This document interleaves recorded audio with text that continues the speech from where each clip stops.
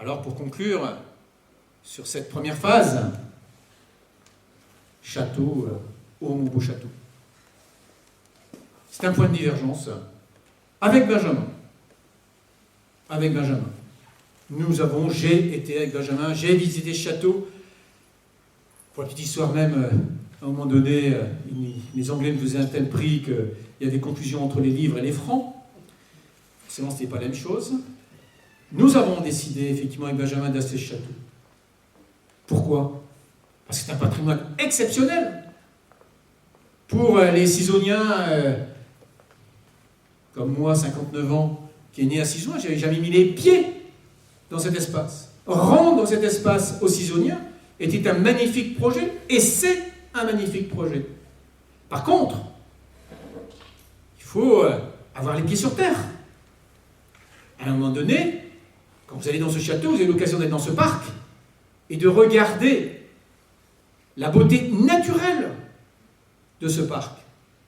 Était-il nécessaire de dépenser 800 000 € pour nous et pour toute l'équipe?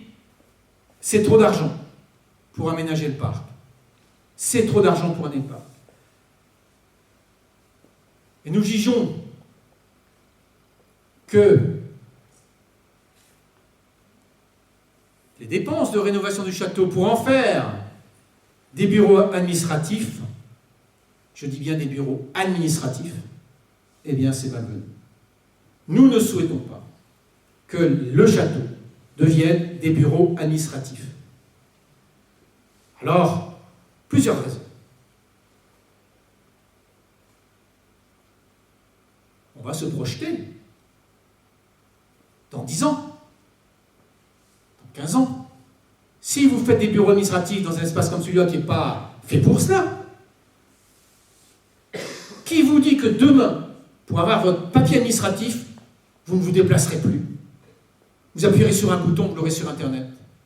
Et donc, vous allez développer dans le château des bureaux dans lesquels on a le comptable, on a la facturation, on a le service urbanisme. Notre objectif, c'est pas faire des bureaux administratifs. Ce que ce château devienne un espace de réception, de séminaire et la salle d'honneur pour les mariages. Vous y voyez deux avantages. Vous allez avoir un développement de la zone d'activité, un espace pour un séminaire, 10, 15, 20 personnes, 20 dirigeants qui veulent se réunir dans ce cadre. Et derrière, ce qu'on fait aujourd'hui, puisque lundi j'étais en déplacement sur Paris, les fameux petits, vous savez, lorsqu'on va dans ce type de séminaire, on ne mange pas autour d'une table, maintenant c'est debout, c'est des cocktails dînatoires. Alors, vous voyez que derrière, tout le monde peut y retrouver le commerce à Cizon. La production en fait d'un son de séminaire dans cet espace peut être très bénéfique. Donc faire des espaces, faire de ce château, alors bien comprendre, quand on dit faire de ce château une mairie, j'ai déjà posé des questions comme ça en croisant, ce qui me trottinait dans la tête. C'est vrai que la mairie, c'est quelque chose d'important pour une commune. C'est le monument le plus important. Mais est-ce que ça veut dire que cette mairie doit être le bureau des fonctionnaires, les bureaux administratifs? Le château peut être la salle d'honneur de mariage, et c'est normal de bénéficier de ce parc. Mais en tous les cas, retrouvons dans notre mairie actuelle,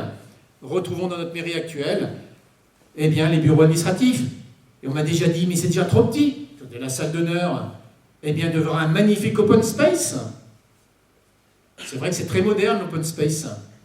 L'open space implique que les gens, effectivement, sont dans un même espace, et donc la relation de travail est différente que dans des bureaux séparés. C'est tout le but, en fait, de la création des open space. Voilà donc cette parenthèse sur... cette divergence que j'ai effectivement avec Benjamin, mais tout ce que je vous ai dit, j'ai posé la question. Il ne faut pas faire la mairie au château. Et on m'a répondu, on n'en discute plus, c'est comme ça. Eh bien donc, moi je vous propose, 1, de diminuer la voilure sur l'aménagement du parc, 2, de ne pas faire des bureaux administratifs dans le château.